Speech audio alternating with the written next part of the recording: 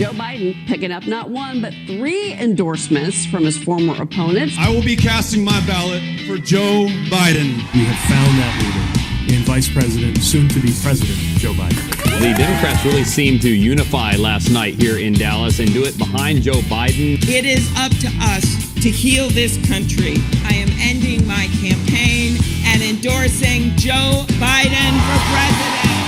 The vice president gained the support of 2 more former rivals, Senators Kamala Harris and Cory Booker. He is a public servant who has always worked for the best of who we are as a nation. We will elect Joe Biden as the next president of the United States. I'm on Team Joe. I'm riding with Biden. I am so proud to be on Joe's team because Joe is on your team. I hereby am endorsing Joe Biden to be the next president of the United States. Today, I'm proud to join Joe Biden. I don't think there's anybody better to try and heal the country right now than Joe Biden. People trust him. They believe in him. Vermont Senator Bernie Sanders has officially endorsed 2 men who represent these 2 wings of the Democratic Party coming together. So today I am asking all Americans to come together in this campaign to support your candidacy, which I endorse. Former President Barack Obama now officially off the 2020 sidelines. And that's why I'm so proud to endorse Joe Biden for President of the United States. Choosing Joe to be my vice president was one of the best decisions I ever made. Biden picked up another major Democratic endorsement, this one from Elizabeth Warren. It's up to all of us to help make Joe Biden the next president of the United States. It's all coming together for Joe Biden. I'm doing everything that I can, and thank you for being part of doing what you do.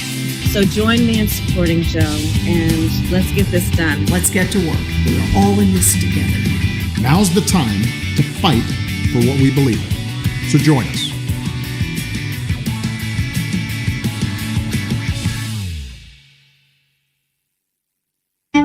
The Democratic Party has always risen to our country's greatest challenges. I pledge myself to a new deal for the American people. We've moved this country forward in a relentless push for progress. Progress for Americans of all walks of life, not just the privileged few. For the harsh facts of the matter are that we stand at this frontier at a turning point of history. We do not want our freedom gradually, but we want to be free now. We've brought together voices from every part of America. We are a people in a quandary about the present. We are a people in search of our future. We are attempting to fulfill our national purpose to create and sustain a society in which all of us are equal. And we've made history along the way. There is not a liberal America and a conservative America. There is the United States of America. We must pledge once more to march into the future. We are a different society than we were in 1961. Brothers and sisters, do you want to go back? Or do you want to keep America moving forward? Well, our motto is, when they go low, we go high. We never bow, we never bend, we never break. No, we endure, and we always move forward. This election, we've engaged a historic number of Americans in the democratic process. And now we have to overcome the odds once again to build back better than before.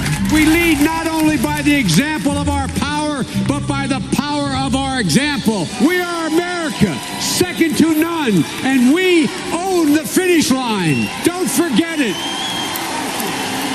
We are Democrats, and we're ready to lead again. We're coming together on August 17th, all across America. Be there.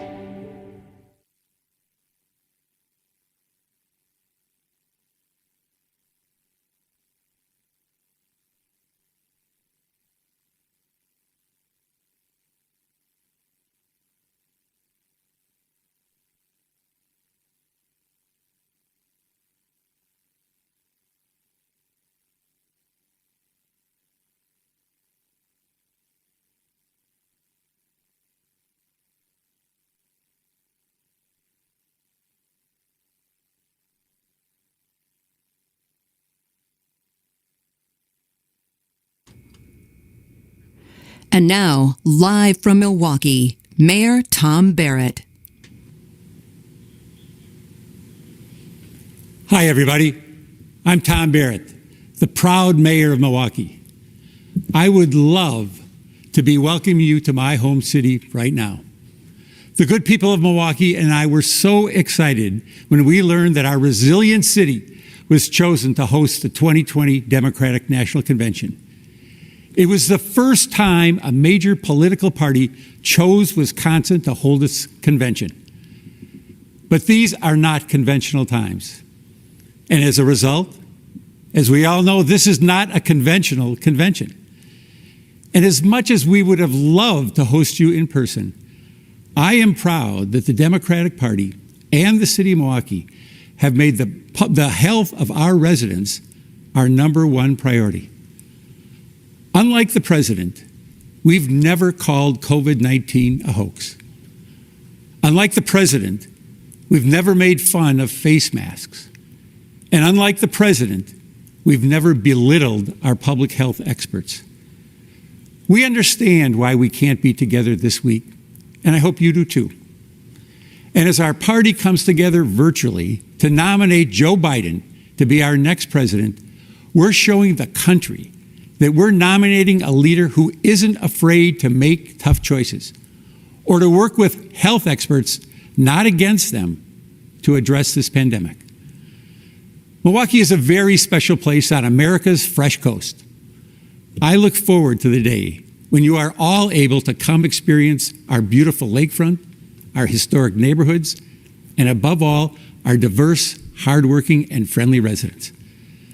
But in the meantime, it is my honor to call the second session of the 48th Quadrennial National Convention of the Democratic Party to order.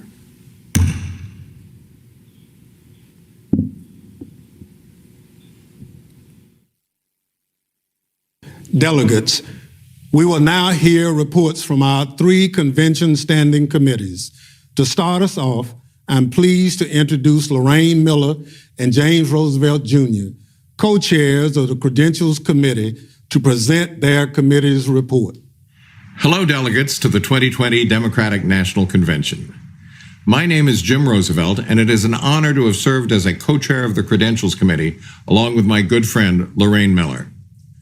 Pursuant to the convention rules, the Credentials Committee met and took action to approve the credentials of the delegates and alternates that have been credentialed for the 2020 Democratic National Convention. I am proud to say that all credentials issues were resolved in accordance with the actions of the Credentials Committee. This year's nominating process reflects the efforts of so many to make our process more open and more transparent. As a result, we know that our delegates reflect the best of our party, and we are all united around our nominees, Joe Biden and Kamala Harris. May I add my thanks for the opportunity to serve as a co-chair of the Credentials Committee with my friend Jim Roosevelt. Our state and territorial parties have worked diligently in these unprecedented times to make sure that their delegations reflect the great diversity of our party. We are proud that our party places a priority on making sure that participants of this convention highlight a core value of our party. That is, ensuring that all Americans, regardless of sex, race, age, color, creed, national origin, religion, economic status, sexual orientation, gender identity, ethnic identity, or physical disability, have a role in this important process.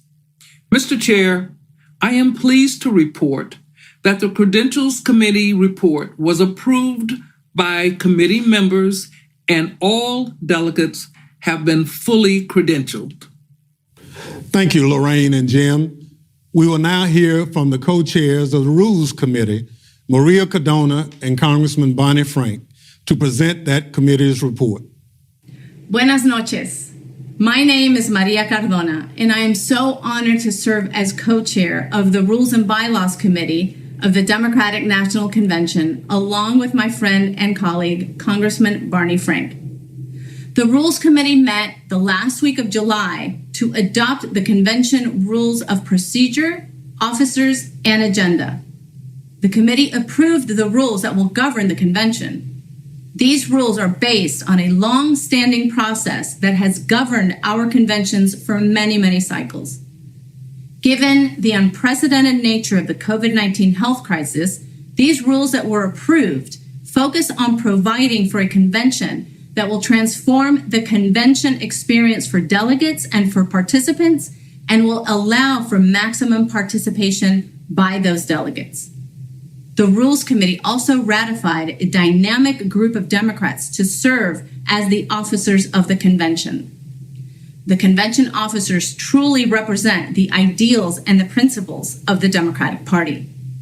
These actions of the Rules Committee will ensure that the 2020 Democratic National Convention can efficiently and effectively proceed with its important business.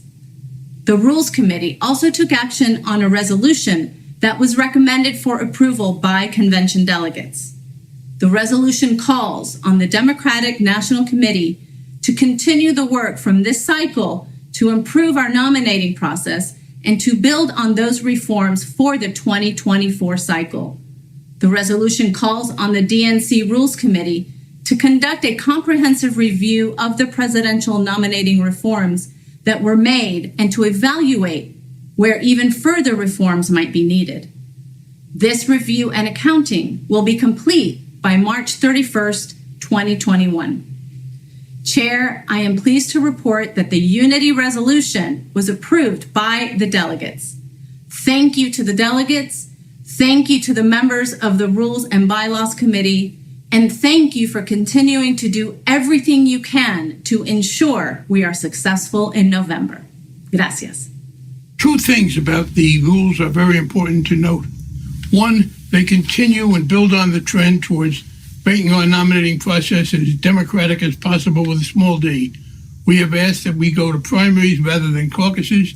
We have restricted and maintained those restrictions on non-elected delegates.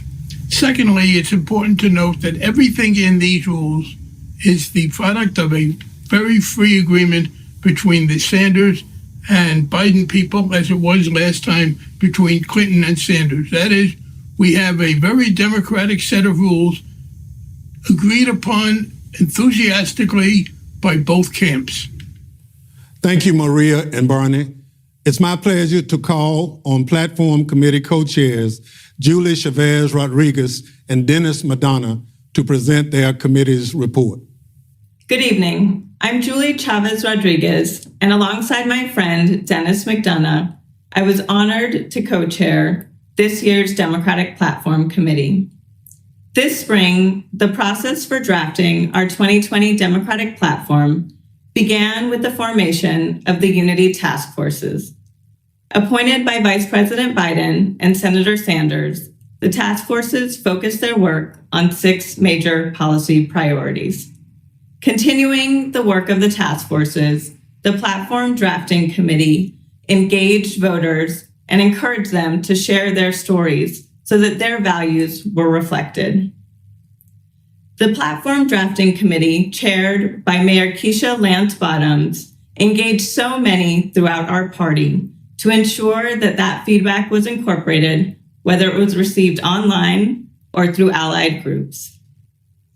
Thanks, Julie. I'm Dennis McDonough, and I'm proud to have been Julie's co-chair on the Platform Committee. Our committee has produced a platform that proposes solutions to the challenges that American families face in this unprecedented time. It's informed by the values of our party and the priorities of our presidential nominee, Vice President Joe Biden. I strongly believe that this platform lays out an agenda informed by the values that will defeat Donald Trump and heal the soul of our nation, the United States of America. Thank you, Julie and Dennis. Thank you to all the members of all 3 standing committees for your important work to ensure we have a smooth and orderly convention, a platform that represents our party's values, and interests, and a plan for continuing to look at how we conduct our affairs in the best spirit of openness, fairness, and inclusion.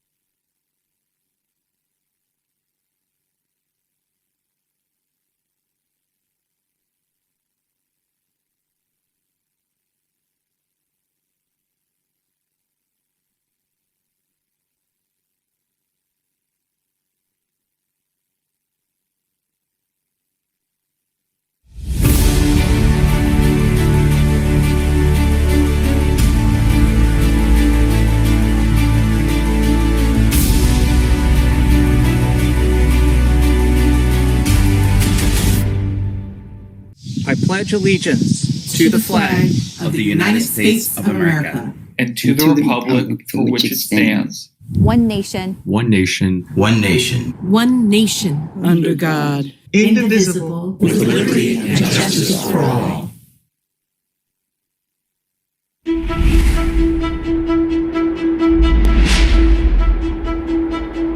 My fellow Americans, this is my country. Many of us have fought hard for the right to say that. Many are now struggling today from the Harlem to Da Nang so that they may say this with conviction. This is our country. We are a people in a quandary about the present. We are a people in search of our future. We must make the American people hear our tale of two cities. We must convince them that we don't have to settle for two cities, that we can have one city, indivisible, shining for all of its people. If you give us a chance, we can perform. After all, Ginger Rogers did everything that Fred Astaire did. She just did it backwards and in high heels.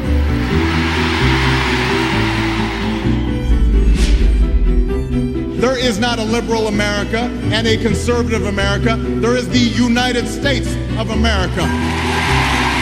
There is not a black America and a white America and Latino America and Asian America. There's the United States of America. The American dream is not a sprint or even a marathon, but a relay. Our families don't always cross the finish line in the span of one generation, but each generation passes on to the next the fruits of their labor. We are one people, all of us pledging allegiance to the Stars and Stripes, all of us defending the United States of America.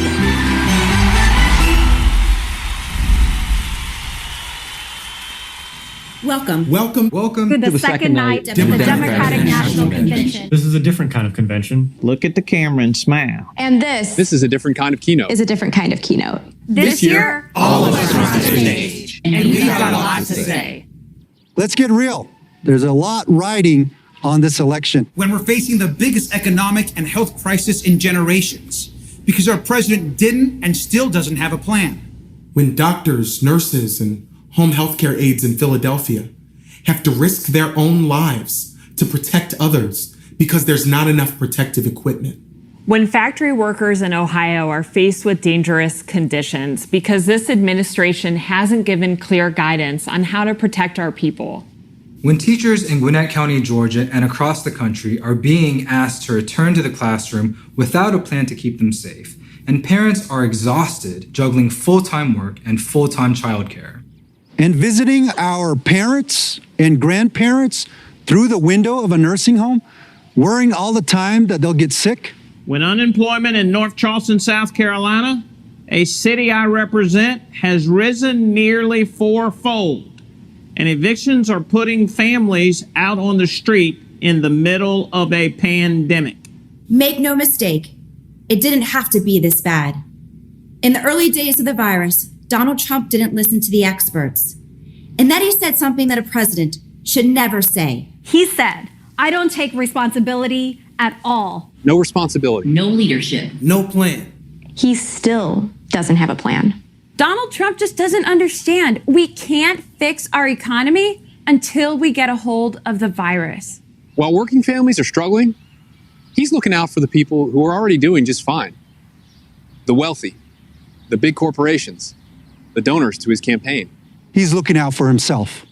But there's one person who's looking out for us. All of us. And that's Joe Biden. Joe called it. We are in a battle for the soul of our nation. But Joe knows we can never let hard times turn us against each other. And we can never stop doing the hard work to make things right. That's why we ran for office. Even when people counted us out. Even when there had never been a Latina in the Nevada State Senate. Or a Democrat elected as Florida Commissioner of Agriculture in nearly 3 decades. Or an openly gay man in the Georgia state legislature. When Birmingham hadn't had a mayor this young in 120 years. We ran for office because we know the struggles American families are facing. Because we've lived them. We've lived the insecurity and the indignity of an eviction notice. I, like many of you, have lived the frustration of paying off student loans. We have lived the grief of losing loved ones to gun violence and the criminal justice system that unfairly targets our communities. We have lived that feeling of helplessness when someone you love is very sick and access to healthcare is a matter of life and death. By the way, Joe Biden has lived a lot of this too. He was raised in a middle-class family in Scranton, Pennsylvania and Claymont, Delaware. He watched his dad look for work and learned that a job is about so much more than a paycheck. It's about dignity and respect. He was sworn into office from the hospital room of his 2 young sons after a car crash killed his wife and infant daughter. He knows what it's like to thank God you have health care. He knows what it's like to work hard for everything you've got. He knows what it's like to send a child off to war. And he'll never forget who he's fighting for. I look around my district in North Texas, and I see the people who built this country. The educators, like the single mom who raised me. The men and women on the front lines of our healthcare system. You built this country. Small business owners, like the ones whose shops and restaurants line the streets of Birmingham, Michigan, Charleston, South Carolina, of tribal nations, line the streets of Philadelphia, and bring our communities to life. You built this country. The nurses in Memphis who came out of retirement to treat patients during this pandemic. You built this country. And you know what? You deserve more than the constant chaos that Donald Trump delivers. You deserve health care you can afford, a job that pays you fairly. You deserve childcare and paid sick leave while you work. And when you pay into Social Security and Medicare, you deserve to know it will be there when you retire. And that's why we ran.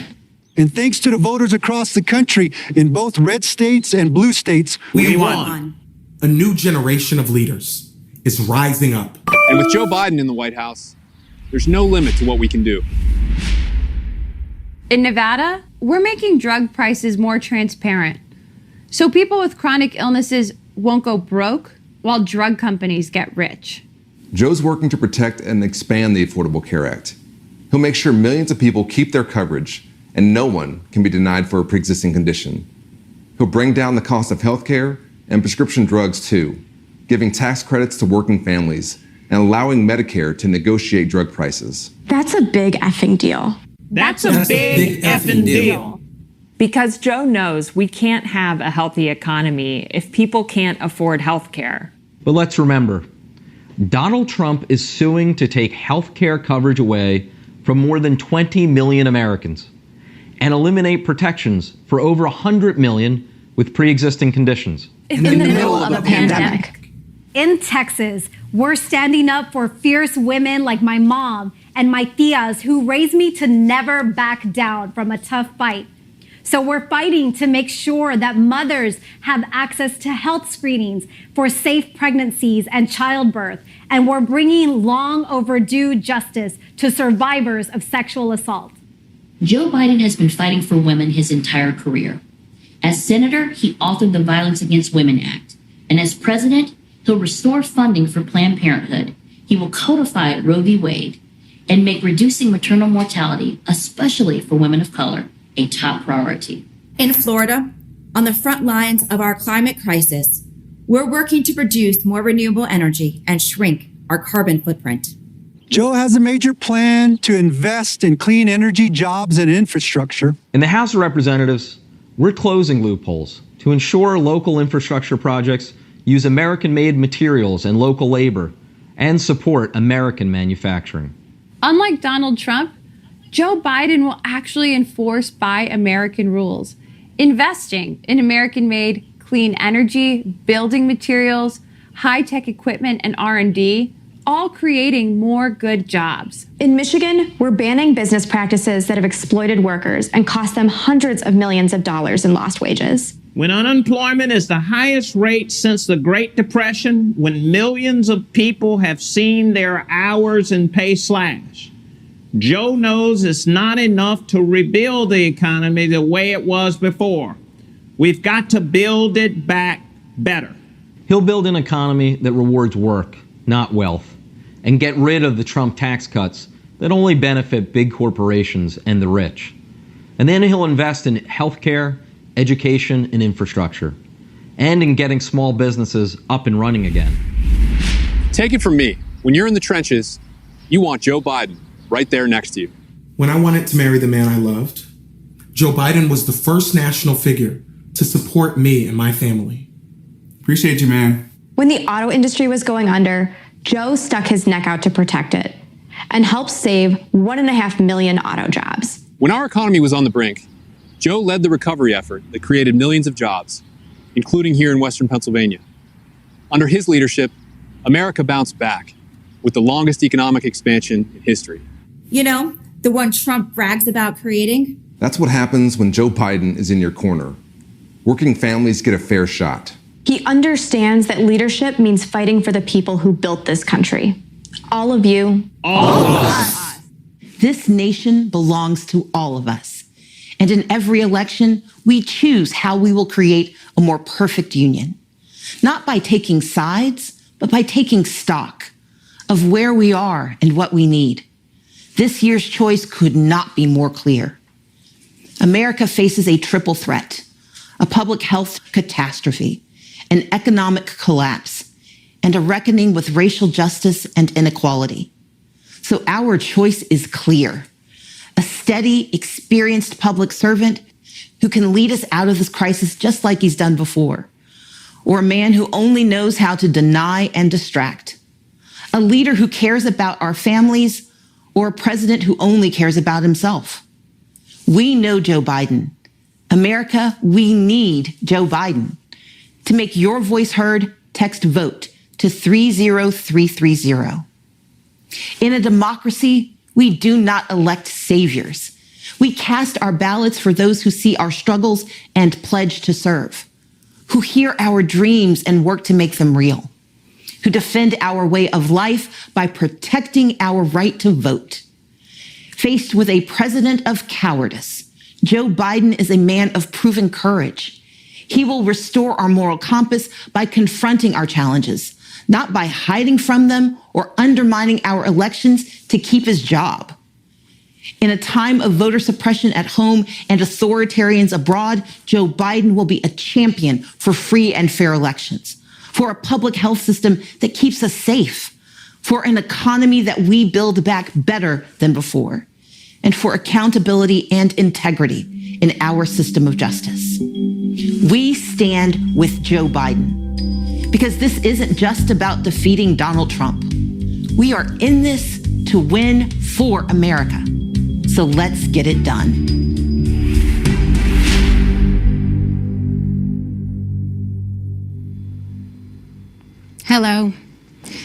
Tracy Ellis Ross, and how exciting to hear from young elected leaders from across the country. A perfect way to begin night 2 of the Democratic National Convention, Uniting America. Tonight is all about leadership. This unprecedented moment calls for leadership, steady, inclusive leadership, driven by people who understand that our democracy is based on the value of each and every one of us being treated with dignity and respect. Leaders who respond to the needs of hardworking Americans who, right this minute, are unable to pay rent, put food on the table, and keep their loved ones safe. As a Black woman, I find myself at a crucial intersection in American politics. For far too long, Black female leadership in this country has been utilized without being acknowledged or valued. But we are turning the tide. Hello, Kamala. Her nomination is historic for anyone who believes in we the people. Like Senator Harris and many we saw in the keynote, today's leaders emerge from communities that have long been underrepresented. They're charting new paths in the spirit of Shirley Chisholm, Charlotta Bass, Fannie Lou Hamer, and John Lewis. They get in good trouble, necessary trouble. They call things out otherwise ignored, elevating our nation and changing the course of our lives for the better. With every vote we cast for forward-thinking, honest leaders, we chip away at ingrained systems of inequity, and we bend the arc of justice. True leaders make sure that policy is informed by all of us, bridging our burdened past to a safe, equitable, and even joyful future. Joe Biden and Kamala Harris are that bridge, heeding voices from within the movement for racial justice, listening to the people, and acting with empathy and compassion to reflect our shared humanity. Tonight, we'll hear from a number of American leaders, including former acting U.S. Attorney General Sally Yates, who refused to defend an unconstitutional travel ban and paid for it with her job. The threat to this nation, to our democracy, is real. It's clear and it's present. You've watched the president now for 3 years. Look at what he's doing. Instilling fear. I mean, not joking. Instilling fear. Sowing division. Stroking racial division. Undercutting every institution that was designed to check the abuse of power by the president or anyone else. All this for what reason? All this in order to solidify his base and expand his power.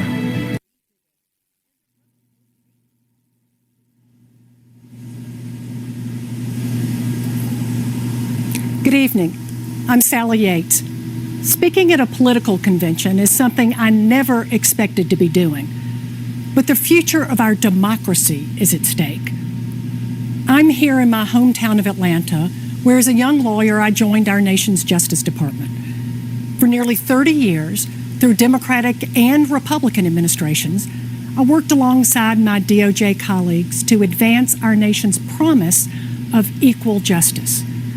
I served as Deputy Attorney General in the Obama-Biden administration and stayed on as Acting Attorney General for the Trump transition. Then, 10 days in, I was fired for refusing to defend President Trump's shameful and unlawful Muslim travel ban. That was the start of his relentless attacks on our democratic institutions and countless dedicated public servants. Like me, these officials didn't swear an oath to a person or a party. Public servants promised to defend our Constitution, uphold our laws, and work on behalf of the American people. But from the moment President Trump took office, he's used his position to benefit himself rather than our country. He's trampled the rule of law, trying to weaponize our Justice Department to attack his enemies and protect his friends. Rather than standing up to Vladimir Putin, he fawns over a dictator who is still trying to interfere in our elections. He's even trying to sabotage our postal service to keep people from being able to vote. His constant attacks on the FBI, the free press, inspectors general, federal judges, they all have one purpose: to remove any check on his abuse of power. Put simply, he treats our country like it's his family business, this time bankrupting our nation's moral authority at home and abroad.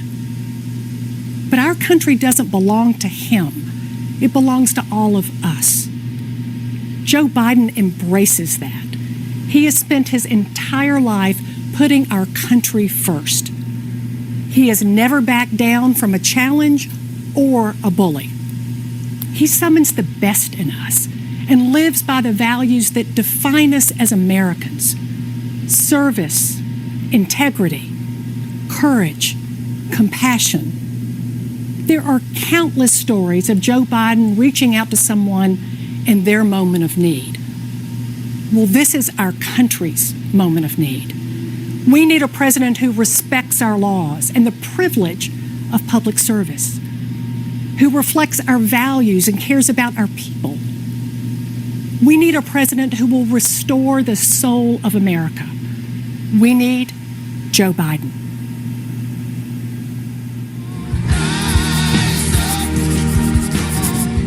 Over the last 4 years, we have experienced failed leadership under Donald J. Trump. We've had to deal with this insanity. I've watched our country deteriorate. The cover-ups, the lying, the favoritism. The disregard for the Constitution. Donald Trump has failed America. It is time for us to reclaim our constitutional and democratic values. We need to prove to the world, and most importantly, prove to ourselves that we are better than this. We need an experienced leader. A leader that has passion, integrity, and strategic leadership skills. And his name is Joe Biden. Joe Biden. Joe Biden is that leader. And he really wants the best for this country. He understands and respects our democracy, the rule of law, and the U.S. Constitution. He will move toward creating a more perfect union.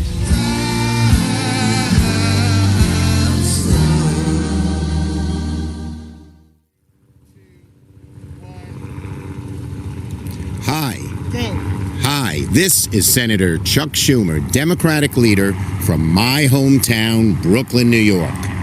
Behind me is a sight I see out of my window every night, the Statue of Liberty, the same sight that greeted hopeful immigrants like my grandparents, a symbol of freedom and a beacon of hope to the world.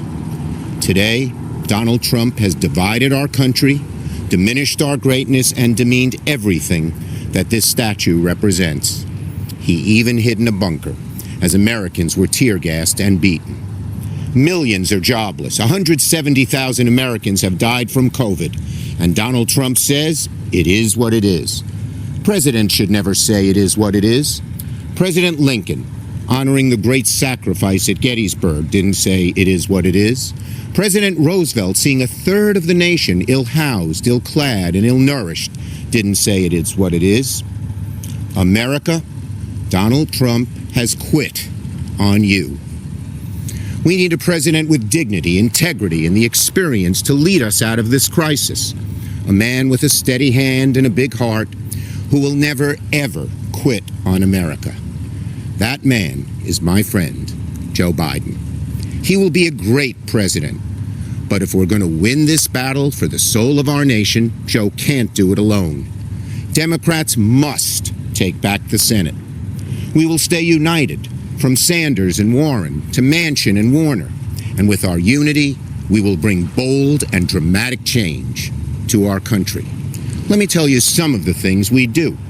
With President Biden, Vice President Harris, and a Democratic majority, we will make health care affordable for all. We'll undo the vicious inequality of income and wealth that has plagued America for far too long, and we'll take strong, decisive action to combat climate change and save the planet. We will protect voting rights, fight systemic racism in the criminal justice system and in our economy, and restore a Supreme Court that looks out for people, not corporations. We'll rebuild our infrastructure and make sure every home, from inner city to rural America has broadband. We will save the post office and once and for all defeat COVID-19, this evil disease. And, beckoned by the lady behind us, we will reform our immigration system so that immigrants yearning to breathe free will at last become American citizens. Together, we can reignite the hope once felt by millions of men and women, huddled masses on creaking ships, who glimpsed this mighty woman with her torch, knowing they could build a better life here in America. And out of this long national nightmare, America will finally awaken to a brighter future and a new day. Senator Chuck Schumer reminding us that leadership requires integrity and accountability.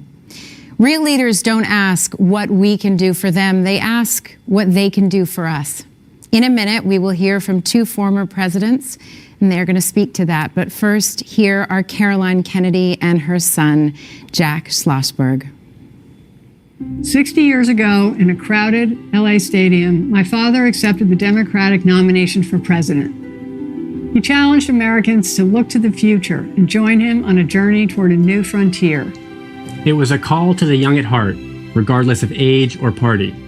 Times have changed, but the themes of my grandfather's speech, courage, unity, and patriotism, are as important today as they were in 1960. And once again, we need a leader who believes America's best days are yet to come. We need Joe Biden. I've admired Joe Biden since I was a Senate intern in 1974. He shared my Uncle Teddy's commitment to civil rights, women's rights, and working families. He was a senator who cared, who led, who inspired. That's why I helped choose him to be Barack Obama's running mate in 2008. When I was U.S. ambassador to Japan, I got to see Vice President Biden in action. He stepped off Air Force Two wearing his aviator glasses and a big smile, radiating American optimism and generosity. I saw a leader who was tough but fair, who commanded the trust and respect of other nations, and who always put America's interests first. Joe Biden's lifetime of public service reflects his unwavering commitment to our highest ideals. In this election, our future is on the ballot. For my generation, it will define the rest of our lives. We need to tackle climate change. We need to end systemic racial injustice. We need to make healthcare available for everybody, and we need to rebuild an economy that helps working families. We can do this. We can reach these new frontiers, but only with a president who asks what he can do for our country and what together we can do to build a better world. It's up to us. Let's get it done. Let's elect Joe Biden, the next president of the United States. It's a great pleasure for Jimmy and me to join you in celebrating our next president of the United States, Joe Biden. We've known and admired Joe and Jill for many years, and most recently, I've worked with them on tackling the demands faced by the more than 53 million unpaid caregivers in our country who are juggling work and other family responsibilities and putting their own physical and mental health and well-being at risk. Joe knows well, too well, the sorrows and struggles of being a family caregiver. From Joe's time as a young widower, thrust into single parenthood with a demanding job, to he and Jill caring for their own parents and their son Bo at the end of their lives. He knows caregiving is hard, even on the good days. Jill and I also know the challenges of caregiving for those who served in the military and returned with visible and invisible wounds, and we know those caregivers need a leader in the White House. Jimmy and I are voting for Joe because he recognizes the challenges facing our families and has the heart and the talent to make life better for all Americans. When I ran for president in 1976, Joe Biden was my first and most effective supporter in the Senate. For decades, he has been my loyal and dedicated friend. Joe has the experience, character, and decency to bring us together and restore America's greatness. We deserve a person with integrity and judgment, someone who is honest and fair, someone who is committed to what is best for the American people. Joe is that kind of leader, and he is the right person for this moment in our nation's history. He understands that honesty and dignity are essential traits that determine not only our vision, but our actions. More than ever, that's what we need. During these uncertain times, Joe Biden realizes that many American lives can be saved each day through the use of masks and testing as recommended by our medical experts. Joe Biden must be our next president.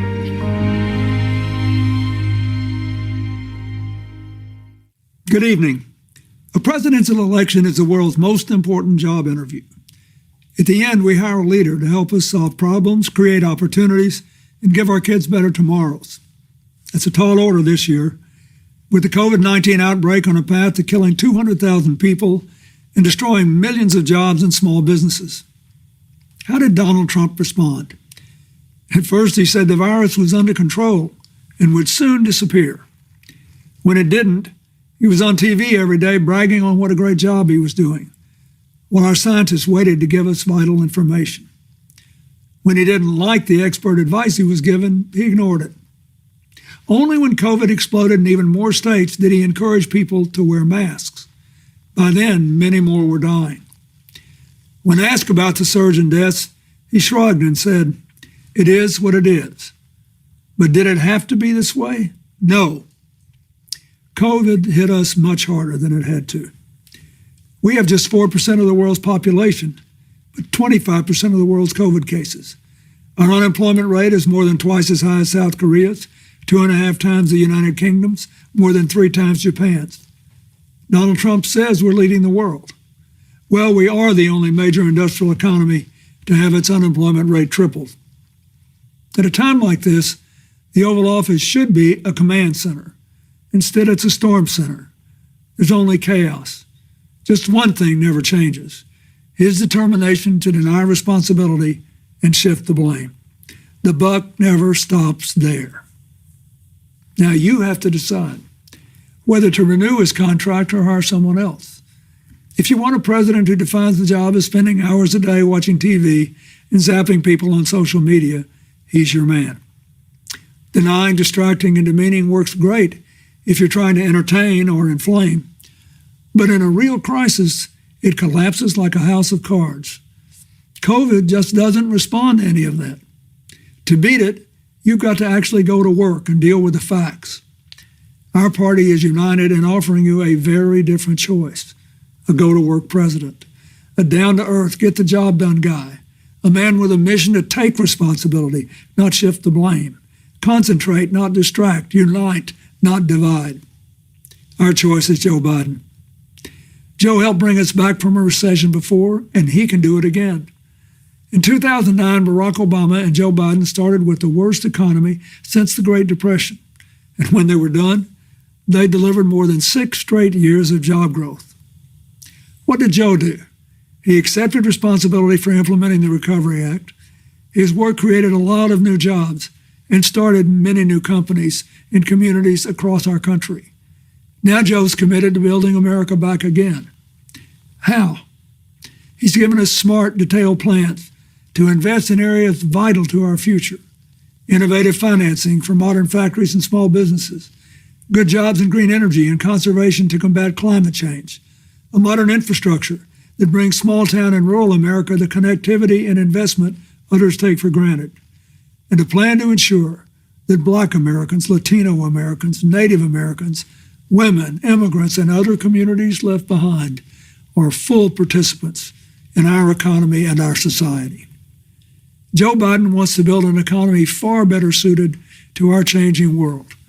Better for young people, better for families working and raising their kids, better for people who lost jobs and need new ones, better for farmers tired of being collateral damage in trade wars, better for workers caring for the sick, elderly, and people with disabilities, better because of a living wage and access to affordable higher education and health care, including prescription drugs, and to child care, a secure retirement, and for the first time, paid family and medical leave. Joe won't just put his signature on a check and try to fool you into thinking it came from him. He'll work to make sure that your paycheck reflects your contribution to and your stake in a growing economy. In this job interview, the difference is stark. You know what Donald Trump will do with 4 more years: blame, bully, and belittle. And you know what Joe Biden will do: build back better.